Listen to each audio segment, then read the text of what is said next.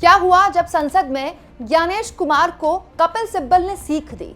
दोस्तों, मैं हमेशा कहती हूँ कि जब भी संसद चलती है जरा गौर से देखिए कि हमारे सांसद महोदय, चाहे वो लोकसभा के हों या राज्यसभा के हों, वो कौन सी चीजें रख रहे हैं, वो कौन से पॉइंट संसद में रख रहे हैं, किस मुद्दे को लेकर हंगामा कर रहे हैं और कौन से मुद्दे को लेकर सरकार को सवाल के जवाब देने के लिए बातें कर रहे हैं। आप जानते हैं दोस्तों, चुनाव सुधारों पर चर्चा हुई। दोस्तों, आप जानते हैं एसआईआर पर बड़ी मुश्किल से सरकार को विपक्ष ने विवश किया और चर्चा हुई।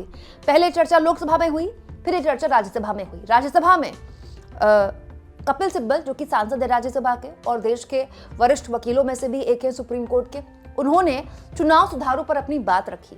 और जो बात रखी है दोस्तों, वो एक्चुअली में वो बातें हैं जो अभी तक बहुत कम लोगों ने अपने पॉइंट्स में रखी है। जो बात उनकी है बहुत छोटी सी है पर बहुत इंपॉर्टेंट है कि इस देश में दोस्तों सच्चाई ये है कि गरीब आदमी के लिए चुनाव लड़ना नामुमकिन है।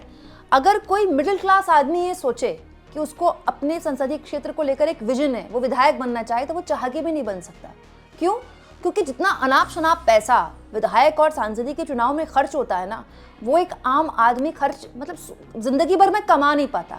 अब देखिए, यही बात कपिल सिब्बल ने संसद में उठाई और कहा कि मनी पावर रोका जाना चाहिए। ये लिमिट है कि 94 लाख जो हैं वो लोकसभा चुनाव में एक कैंडिडेट खर्च कर सकता है और असेंबली के लिए 40 लाख है। लेकिन सब जानते हैं कि इससे कहीं ज़्यादा खर्च होते हैं, खुलेआम पैसे बांटे जाते हैं। इसके अलावा जो बात कपिल सिब्बल ने उठाई है दोस्तों संसद में, उसके अलावा भी कुछ इंपॉर्टेंट पॉइंट्स हैं और उनमें से एक इंपॉर्टेंट पॉइंट है, वो है आया राम गया राम की राजनीति को लेकर। मैं चाहती हूं कि पहले आप कपिल सिब्बल की ये बात पूरी सुने। छोटी सी बाइट है उनकी, 4 मिनट की। उसके बाद आप समझेंगे कि कपिल सिब्बल एग्जैक्टली कहना क्या चाह रहे हैं। अध्यक्ष महोदय, आपके धन्यवाद करता हूं कि आपने मुझे इस चर्चा में भाग लेने का अवसर दिया। I only have one request. I need a minute or two extra to be able to make my points. Sir, we are not here as party representatives because the subject matter doesn't relate only to any political party. This relates to the functioning of our democracy. और लोकतंत्र इस तरह से चलना चाहिए कि जो चुनाव हो वो फेयर हो, ट्रांसपेरेंट हो और उसमें जनता का विश्वास हो। ये हमारा लक्ष्य है। Sir, if you look back on major reforms that have taken place in this country, और मैं इतिहास में थोड़ा जाना चाहूँगा, वक्त कम है, तो पहली बात तो ये है कि आपको मालूम है कि हम हर चुनाव में ये देखते हैं कि मनी पावर का कितना रोल रहता है, पैसे का कितना रोल रहता है। तो हमने तय किया कि लोकसभा में जो कैंडिडेट होगा वो 94 लाख खर्च, उससे ज़्यादा नहीं कर सकता, और असेंबली में 40 लाख। अब हम जानते हैं, आप जानते हो, सभी लोग जानते हैं कि क्या इसका पालन होता है? नहीं होता ना। तो कौन सा सुधार ला रहे हैं हम उसके बारे में? और दूसरी बात कि जो पॉलिटिकल पार्टीज हैं उन पे कोई पाबंदी नहीं है, कोई कैपिंग नहीं है। क्या हमने उसके बारे में सोचा? पॉलिटिकल पार्टी जितना मर्जी खर्च कर रहे हैं और मतलब कि जो पैसा बह रहा होता है तो हम देखते हैं किस तरह से बह रहा है। तो ये इलेक्टोरल रिफॉर्म आज तक में इसमें हम सुधार नहीं लाए। दूसरा, हम बड़ा भारी सुधार जो लाए थे वो 10th शेड्यूल का था। आपको याद है कि आया राम गया राम की प्रक्रिया चल रही थी और लोग पार्टी बदल के जाते थे दूसरी तरफ। तो हमने सोचा 1985 में कि 10th शेड्यूल लाया जाए, संशोधन किया जाए संविधान में। तो 1985 में 10th शेड्यूल लाया गया। वहां स्प्लिट की बात हुई और मर्जर की बात हुई। आज स्प्लिट कहाँ है? उसका भी लोगों ने दुरुपयोग किया, हम ही ने दुरुपयोग किया। मतलब कानून लाते हैं फिर उसको हथियार बनाते हैं। ये असलियत है, इस देश की असलियत है। 10th शेड्यूल को क्या हुआ, स्प्लिट को क्या हुआ, हमें उसको रद्द करना पड़ा। फिर केवल मर्जर की बात आई, मर्जर कोई पार्टी, आज की पार्टी कोई मर्जर नहीं करती, स्प्लिट के द्वारा ही सरकारें बदली जाती हैं। तो कहां सुधार हो रहा है? जो भी कानून आता है उसका हम खुद लोग उल्लंघन करते हैं।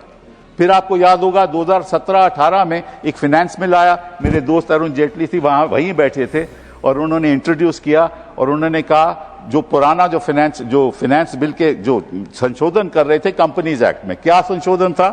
पहले था कि कोई कंपनी जो 3 साल की उसकी काम नहीं है तो वो कोई कंट्रीब्यूशन नहीं दे सकती। उन्होंने उसको चेंज कर दिया।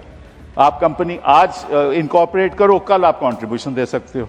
फिर दूसरा था कि जब तक वो 7.5% प्रॉफिट्स, नेट प्रॉफिट से ज्यादा नहीं कंट्रीब्यूट कर सकती, उसको रद्द कर दिया। अब जितना मर्जी कंट्रीब्यूट कर सके।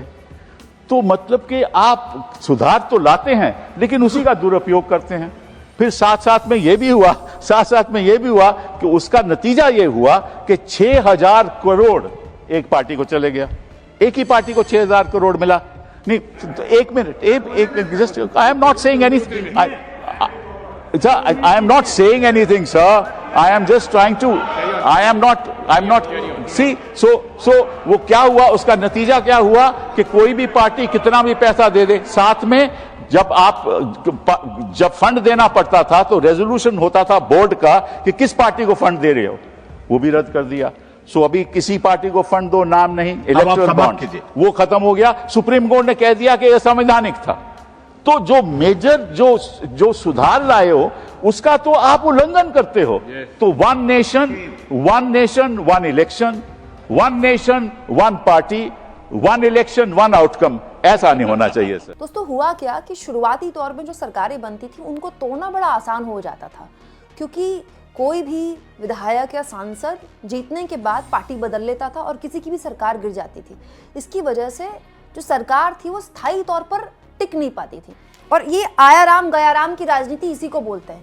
इसीलिए 1985 में इसे रोकने के लिए कानून लाया गया, जो काफी हद तक प्रभावी तो हुआ। लेकिन देखिए, जिन सांसदों ने ये कानून बनाया, कपिल सिब्बल खुद कह रहे हैं कि हम खुद ही कानून बनाते हैं और हम खुद ही उसको तोड़ देते हैं। कैसे?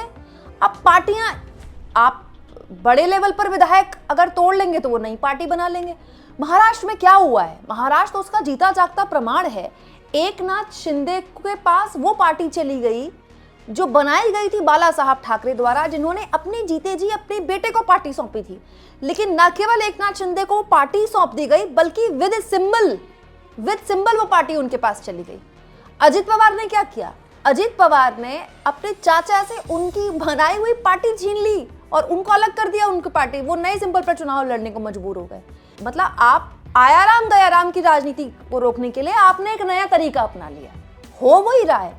लगातार जो सरकार है वो अस्थिर हो रही है। हालांकि कपिल सिब्बल को दोस्तों बोलने का मौका बहुत कम मिला, लेकिन चाहे वन नेशन वन इलेक्शन हो, ये चीज़ें ना सुनने में बहुत अच्छी लगती हैं कि एक ही बार में चुनाव होता है तो खर्चा बच जाता है, एक ही बार में चुनाव हो जाएगा तो सारे संसाधन बच जाएंगे। बट जितना बड़ा हमारा देश है उसमें आप कैसे वन नेशन वन इलेक्शन करेंगे? कहीं पर भी सरकारें गिर सकती हैं, कहीं पर सरकारें बदल जाती हैं, अलग अलग वजहों से कई राज्यों में राष्ट्रपति शासन लग जाएगा। अगर आप ये कहते हैं कि आपके संसाधन बार बार खर्च होते हैं, आपके नेता बार बार बिजी हो जाते हैं चुनाव में, तो किसने कहा है कि आप अपने नेताओं को बिजी कीजिए? पार्टियां खुद अपने नेताओं के लिए रैलियां निर्धारित करती हैं ना। दोस्तों, मोदी जी का कोई संवैधानिक कर्तव्य थोड़ी है कि वो बीजेपी के लिए वोट मांगे।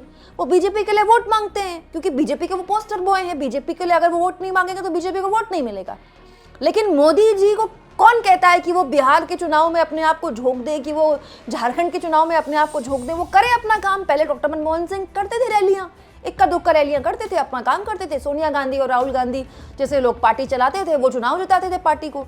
तो वैसे ही किया जा सकता है। दूसरा, एक आदमी एक राज्य में ज्यादा से ज्यादा 2 बार वोट देता है। अगर स्थानीय चुनाव को आप हटा लें, पंचायत चुनाव और निकाय चुनाव जो होते हैं उसको आप हटा लें, तो एक बार वो वोट देता है विधायकी के चुनाव के लिए, है ना, एक बार वो सांसदीय के चुनाव के लिए। तो ऐसा थोड़ी है कि वो हर महीने लाइन में लग रहा है। तो 2 बार तो आदमी वोट दे ही सकता है, इसमें प्रॉब्लम क्या है? और इलेक्टोरल बॉन्ड, सोचिए आप, इलेक्टोरल बॉन्ड तो सरकार ने खुलेआम लीगलाइज कर दिया ब्लैक मनी को, कि आप हमारी पार्टी को इलेक्टोरल बॉन्ड के जरिए पैसा दीजिए। और बतेरी ऐसी कंपनियां मिली जिन्होंने बीजेपी को बड़े लेवल पर चंदा दिया, और बाद में पता चला कि कईयों के यहाँ ईडी सीबीआई के छापे पड़े थे, उन्होंने चंदा दिया, वो सब वॉशिंग मशीन में धुल गए। दोस्तों, सबके सामने सब कुछ है। विपक्ष का तो ये भी आरोप है कि सबसे ज्यादा एविएशन सेक्टर में जिसने इलेक्टोरल बॉन्ड खरीदा वो इंडिगो एयरलाइन थी। इंडिगो ने सबसे ज्यादा इलेक्टोरल बॉन्ड खरीदा है। सबसे ज्यादा खरीदा है तो दिया किसको होगा, मुझे आपको बताने की जरूरत नहीं है। तो क्या इसी वजह से उसके इस मेस को, उसने जो ये पूरा ड्रामा क्रिएट किया, उसकी वजह से आज तक उसको उसकी मौज मिल रही है, आज तक उसको उसका फायदा मिल रहा है? ये अपने आप में सवाल है। उन पर बहस होनी चाहिए, खुलकर बहस होनी चाहिए, जिसका एक हल्का सा इशारा कपिल सिब्बल ने अपने भाषण में दिया है। आपको क्या लगता है? कमेंट बॉक्स में जरूर लिखें, और जितना हो सके दोस्तों चैनल को शेयर भी करें, सब्सक्राइब भी करें, और थैंक्स और ज्वाइन के ऑप्शन से अगर आप चाहें तो कुछ आर्थिक मदद भी चैनल की जरूर करें।